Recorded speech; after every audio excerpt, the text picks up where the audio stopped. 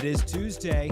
It is 4 o'clock, and that means it is time for another edition of Market Movers. Welcome inside Studio S at Sport Trade headquarters, just off the banks of the Delaware River. My name is Dan Koob. We're hopping into the order book. Tell you exactly what we're working on for today. World Series Game 3, yet again. We talked about it with Anita Marks yesterday. We're going to run that back real quick because Amanda Rose is here, Sport Trade golf expert and Twitch extraordinaire. We have all kinds of things we want to talk about with Amanda before, of course, ending with our grades for the fittest of golfing Halloween outfits. But first and foremost, we got to say what's up to Amanda Rose. How are you? What's up? I'm good. Thanks for having me. We got a lot going on this week, especially on the banks of the Delaware River over there. The beautiful, gorgeous banks of the Delaware. There's all kinds of trash, potentially some bodies floating around. and right in our purview, but that's okay. That's okay. We're going to start quickly, though, Amanda, with the Phillies and the Astros tonight because we've had some schedule readjustments here. Again, we talked about it with Anita, but we'll run it back real quick. The Astros trading at $54. That's down $1 because the teams have shifted their pitching matchups for tonight. Lance McCullers still on the mound for the Astros. Rangers Suarez getting the start for the Fightins. So previously, Noah Syndergaard, a righty, now Suarez, a lefty. The Phillies trading at 46.5 to win. The run line is still the same. Astros minus 1.5 at $41. The Phillies plus 1.5 at 60. The run line also the same at 7.5. The over 53.5. The under 47.5. We'll see what happens. We'll have a rundown of all of this tomorrow on Market Movers as well. But we have, of course, Sport Trade's golf expert, Amanda Rose, looking great in the Sport Trade hat, of course. You've made quite a habit of tweeting and doing all kinds of things in the Sport Trade swag. We love to see it. Yeah, if we're being honest, I usually pick like one piece of clothing, whether it's a sweatshirt or a hat or whatever, and I tend to wear those a lot. So right now, this is my hat for the time being, and I love it. Got to represent Sport Trade. I was on a flight to Denver a few weeks ago, and a guy was walking past my row to go to the bathroom, and he's like, "Hey, Sport Trade, I know Alex," and I was Whoa. like, "I know Alex. Like, come on." You're like, no, So that was cool. I really know Alex Kane a lot more than you do, probably. I don't think there's anybody that Alex Kane doesn't know, at least in the sports betting space at this point. That is true. The man is a mover and a shaker, and that's why he's constantly on Market Movers. Amanda, we have what I think is actually a pretty interesting tournament. If you love guys who go really low this weekend, we have the Worldwide Technology Championship coming up. And this falls as sort of a weird moment in the golf calendar, right? A lot of guys have been complaining, like Max Homa, who just had a baby, congratulations to him and his wife, about, the season's so long, I kind of wish I took more time off, right? And this is falling in the first weekend of November where, a lot of guys, before starting to ramp up for the Masters and everything, may want a break, but we have some real guys in this field. Mm-hmm. Yeah, it's not a bad field. I mean, Scotty Scheffler's there. Victor Hovland won it last year. So you are getting some good guys in the field this week, but it is tough. Like once you get to the fall season, kind of the wraparound, the fall series stuff, you're just not getting the strength of field that you normally would, in the middle of the summer or early spring or even early winter, like once you get to California and the guys start, appearing at those events. So it is a decent field. It's going to be interesting. The wind's really not blowing too much this week. So a lot of the guys that might have a really good chance, like Russell Knox or Cam Champ, I wouldn't be putting my money on them, even though they are guys who I think could play this course really well. I think the wind needs to be blowing a little more for them. But El Camaleon Golf Club at Mayakoba, it's par 71, is playing just a hair over 7,000 yards. So it's a really short course. And like I said, there's no wind. So this course doesn't have a lot of defenses, but players who have had success here have also had success at places like TPC Sawgrass, TPC Potomac, which we don't see that often. And then Sedgefield Country Club. So key stats this week is greens and regulation, sand saves, par 5 scoring. You're going to get, I think there's 4 par 5s between 450 and 500 yards. So you're going to want to look for the long par 4 scoring as well. Sport Trade. Our powers that be checking in. Prestige Worldwide Technology Championship. Maybe they'll have a Mexican Catalina wine mixer between rounds. Yeah, you mentioned it, right? You're going to expect some low scores. Victor Hovland has won this tournament back-to-back years.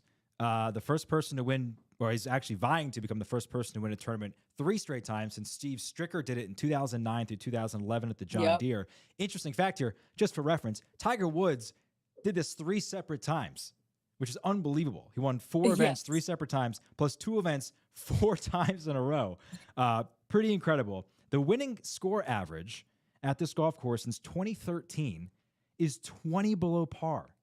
Yeah. So guys going super low. Hovland, as you mentioned, won last year, 23 under the number at this event last year. So we'll sort of give us your estimation here. You were on the live stream earlier today. We'll pull that up. You were playing a little round with John Rahm. This is on is PS5? This is PS4. So I won't be able to play the EA game that comes out, which I'm very bummed about because they'll have Augusta on there. But yeah, we were playing El Camaleon on the new PGA 2K23, and the course looks good, but it's going to be an easy course. And the thing, like I said earlier, greens regulation are important because the PGA Tour average is higher at this event than anywhere else. So not only do you have to hit every green, you got to hit it close. You got to make some birdies. So it's not going to be super. I mean, it is easy, but like it gets tough when it gets to the point when everyone is playing at a really high level and everyone is making their birdie putts and everyone's hitting the green, and sand saves here also are higher than the PGA Tour average. Fairways are higher than the PGA Tour average. So I think just with the lack of wind this week, it wouldn't surprise me to see it get to like 23, 24 under. But at the same time, the weather doesn't look great. It looks like there's going to be storms here and there. So who knows? It could end up being around 20 under, but I think there's definitely a chance of very low scores this week. And you parred this hole. I did. When you came in, I think I went like eagle birdie or something crazy when you popped into chat. So you were like the good luck charm there. Hey, what can I say? I don't blame myself.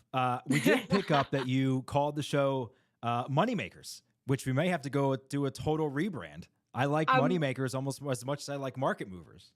See, that was embarrassing. I was like, I don't know if they're still in this call right now or if they're still on in stream. So I'm going to say what I think the show is called, but it is called Market Movers. And I realized that like the second I got off stream, because I think I also called it Money Makers a second time.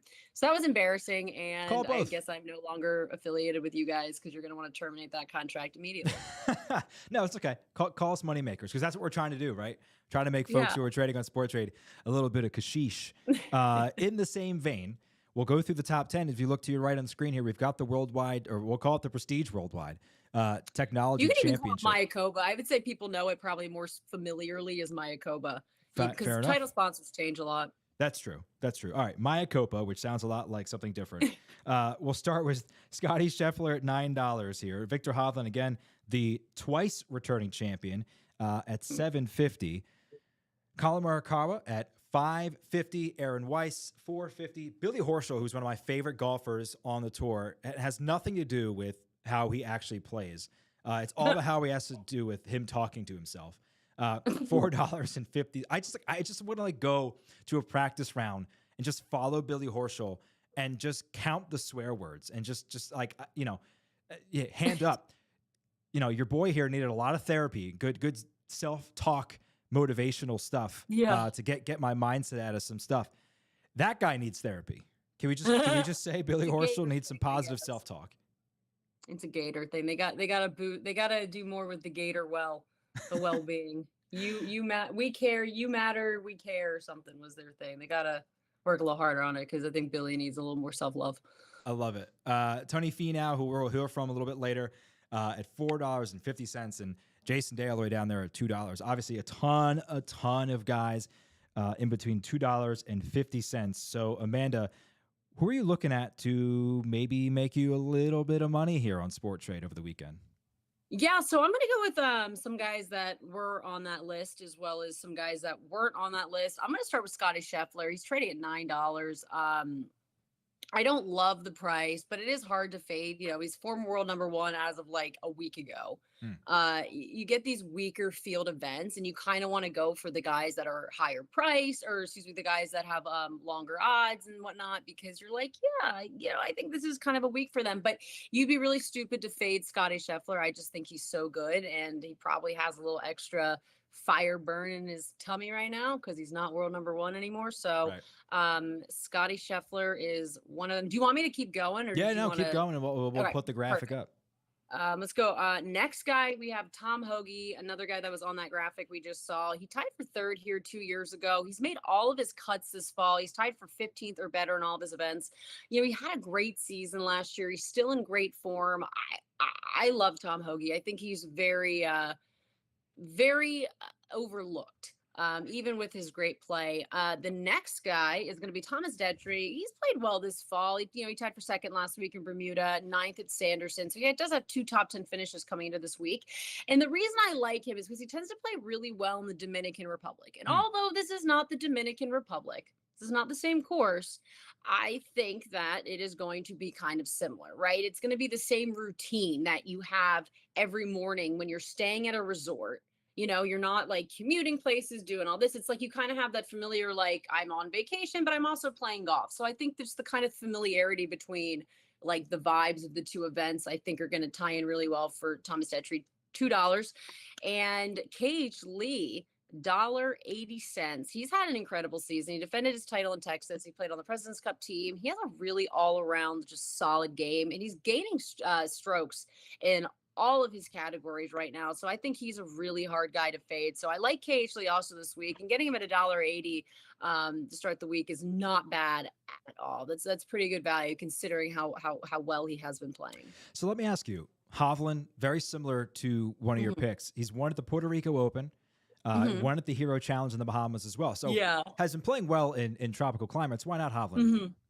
You know what? So I wanted to pick one player from like the top, right? Okay. So like if I'm picking Scotty Scheffler, I can't also pick Hovland. And I think winning 3 years in a row is just so unbelievably difficult.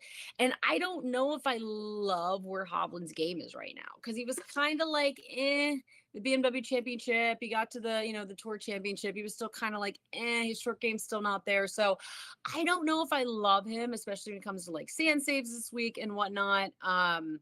So I'm not taking Hovland this week. And watch, he's going to go and win a third because I said I'm not taking him. But I think Scotty Scheffler, for whatever reason, I feel like the vibes are more right this week if I'm going to pick like one of the, the top players on the board. So I am going to go Scotty Scheffler over Viktor Hovland, but that's not to say that Viktor can't have a good week. I'm not seeing the form from Viktor that I'd like to see right now, especially going into a 3-time title defense.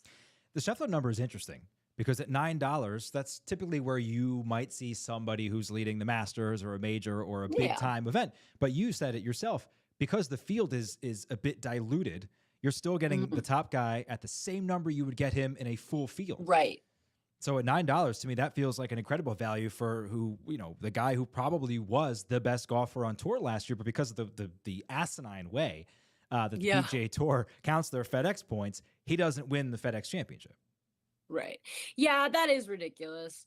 That was kind of weird. Like, I really wanted Rory to win, and I love Rory, but I was like, Scotty Scheffler really should have won. Like, they got to change it in some way that it's like the FedEx Cup is before the Tour Championship, or just something. They got to separate it, or at least they need to bring back that you can win the tournament without winning the FedEx Cup. So LIV wrapped up their first inaugural season. That made no sense. The first inaugural season. Their inaugural season, which happened to also be their first, it included $18 million for Dustin Johnson. For winning the season-long individual title. He claimed over $35 million in earnings in, I believe, 12 events, 8 events before they expanded 14 next year. He won 14% of the $255 million in purses and bonuses won by all players. How much attention did you pay to LIV, Amanda, and your general thoughts about this style, this scheduling, and everything involved? So the first 2 events, I streamed those because I was like, I knew people would want to watch, like people are interested, and you kind of want to shit on the product. But I did genuinely kind of want to give it a chance when I first started watching. But like just listening to the broadcasting, if you're going to watch it, you got to watch it on mute and at like 0.5 speed, because it goes way too fast. The whole time they're telling you why everyone is so happy and why you should love LIV and why you should be so happy and why everything is just so great. And it's like, shut up and let me enjoy it. Let me decide that this is a product that I really like. Sounds like the perfect place for Billy Horschel. Yeah. But it's a lot. It is a lot. So I'm not really a fan. I think the format's kind of dumb. I never know if they're teeing up on Thursday or Friday. Like, I never know what days they're playing. They play just kind of random 3 days.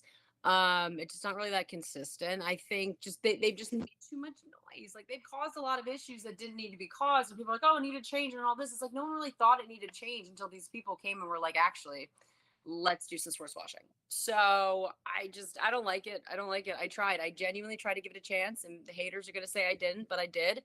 I don't like to be told what to do. So if you spend 4 hours of a broadcast shoving down my throat why I need to like this product, I'm probably not going to like it. Oh, you wouldn't have liked any of my broadcasts in college then. Temple's great. Temple's so good. They suck at everything. So the payouts next year are going to get even more ridiculous. So LIV grows from 8 to 14 events. The total purse will be $405 million. All 16 golfers who competed Sunday in every live event tour this year, made over $2 million. Now, we've seen the PGA sort of step it up a little bit with their purses as well. There's going to be a ton of tournaments next year that have seen an increased purse amount. Do you think in the long term, now obviously the civil war will continue going on, but in the long term, do you think this gets resolved somewhat amicably, or do you think we're split and that's going to be that? I mean, I really have no idea. Like, I Yeah. genuinely don't know what's going to happen the following day of every day of my life. Like, I genuinely just don't know. So I really don't know what's going to happen with that. I think something's going to happen. Like, Liv is going to have to fold first or do something first, because they can't keep pumping all this money with no return. I mean, they're planning on paying for airtime, so they're not making money off of advertisers. Whereas PGA Tour, the rights to the PGA Tour is only going to get more expensive every subsequent year, or every time that there is a contract renewal. So I think the PGA Tour is fine. People can say what they want, but sponsors aren't going to stop sponsoring PGA Tour events. It's not going to happen. Can we just talk about that for a sec? Mm-hmm. A new sports anything, right? Broadcast, Mm-hmm. looking for a broadcast partner in a world where inventory is king. Like, why do you think the NFL added a 17th game? Inventory. Like, why do you think all these games are being played on different nights and different days and all this stuff? Mm-hmm. It's also, there's more inventory and they can put more live sports on television because everyone has a streaming service and on demand. The fact that Liv has to pay to go on somebody else's broadcast, whatever, is insane. But speaks volumes to the murky background that some people seem, more willing than others to sort of tiptoe around. I just could not believe they are paying for the right to broadcast their own stuff. And I believe it's Fox. They're not offering any infrastructure. None. Mm-mm. All has to be done in-house by Liv. I mean, if that doesn't... And that's the thing, Liv's product isn't good. Like, their very first event, they didn't even have a live scoreboard. Like, they didn't even and they didn't have player cards. Whenever they do show player cards, it's usually the wrong player with the wrong, it'll be like a picture of Paul Casey, but it says like Matt Jones, or a picture of Matt Wolf, and it'll say like Dave Wolf or something just ridiculous. So it's just not a good product. It doesn't do it for me. Yeah. I really tried. But I should also note real quick, every subsequent tournament, the viewership plummeted. Like, the first two events, they had good viewership. The third event then it was like it dropped, and then it was okay again, but then the rest have just been really bad. So I just don't think people are interested. Like, no matter what they say, I don't think people are interested. Well, count me among them. We'll turn this conversation around into something a little more interesting. Yesterday, obviously, Halloween. The PGA Tour is always tweeting out really fun things that the guys are dressed up as, the guys and girls, of course. And we had some really good ones. So let's grade what we think about some of these costumes. I know you tweeted this one out earlier. We'll start with John Rahm, who was dressed as Rafiki here. Animals, a constant theme here. What say you? I like it. I think it's kind of funny. I immediately thought of Jordan Spieth before I thought of The Lion King, but I like it. I think it's clever. I think it's cute. I guess that's the new kid. Like, I guess that's the fun thing about popping out a new baby, is that then you can kind of dress them however. But I know they have another kid, so I don't know where the other kid is. But yeah, I like the costume. I just want to say, I give it like a B. I just want to say, and I want to come back on camera for this. Second day in a row now, we've talked about children on the program. You said, I guess that's the new kid. I don't know. Yesterday, Anita invited my wife and my daughter and I up to watch football with her. And she was like, oh, you can put it wherever you want. Referring to my daughter. Yeah, you just put it wherever you want. Unbelievable. I love it. Hilarious. Just love Amazing. it. Amazing. Women in sports. No, hey, it's hilarious.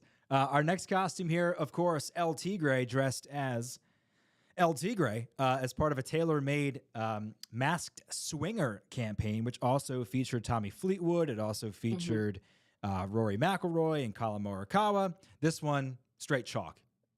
Yeah, so I saw, what was it? There's like you said, there was a few of few different costumes with this one. Now, I saw all of them. I didn't see the title of it, The Masked Swinger, because then I probably would have tweeted something like, "No wonder why they didn't invite DJ, because he calls that a Friday night." But the only thing I really noticed about these costumes was that Tommy Fleetwood got new teeth. Are you good, Dan? I'm good. I'm good. No, good? hey, good jokes get good reactions. What can I tell you? Anyway, I give Tommy Fleetwood's new teeth an A plus. I give the outfit like a C. That's pretty low effort, but I like the name of it. But also, yeah, no one made the good jokes. No one made the good jokes. That's why you're so revered in the space, because you're afraid to go go to places nobody else will go. Revere or loathed. Let me know. Hey, it's better to be both than none, right? Especially in the internet age. Tony Finau with 2 consecutive fire outfits. This is from last year. I liked the last year's. Yeah, him and his squad, the Goon Squad and the Toon Squad. Tony Finau, I'm sure your audience knows this, but I'm not sure if the Market Movers audience knows this. Cousins with Jabari Parker, former 3rd overall pick in the NBA draft. It's fitting. He's got the height. He's got the height. And the athleticism. Looks like he's got the build too. Yeah. And then this year, the fam going a little hocus pocus too, I imagine. Not digging it. See, I saw it and I didn't know what they were, but Okay. I can see it. I can see the Sarah Jessica Parker look and then the older ladies look. I can see it. It's cute. Like I respect I mean, they have like 15 kids, so I respect the effort to get all of them like matching and somehow like working. So I respect it. But I mean, there aren't even 15 people in Hocus Pocus 2. I don't know if you've seen it. But well, you got to add the cat and then the little girl and then the boy, you know. Still and there's not a few there. ghosts in there too, so they're good. I don't mean to upset people of our age, but Hocus Pocus 2 is absolute trash. Trash I didn't viewing. know there was one. Well, there you go. Disney Plus steals somebody's account like everyone else in the world does. Absolute garbage. The whole thing was shot on a sound stage, presumably like in a weekend. What a waste of my time playing off nostalgia. Max Homa, this actually from last year. Yeah. Amazing outfit for those of us who love the movie Bridesmaid. His wife playing the part of Melissa McCarthy. Yeah, that was a good one. I liked that outfit. When you popped this one up, I was like, wait a second. Lacey just had a baby. But then I was like, oh, okay, that was last year's. I remember that. That was a good one. That one's like an A+. Yeah.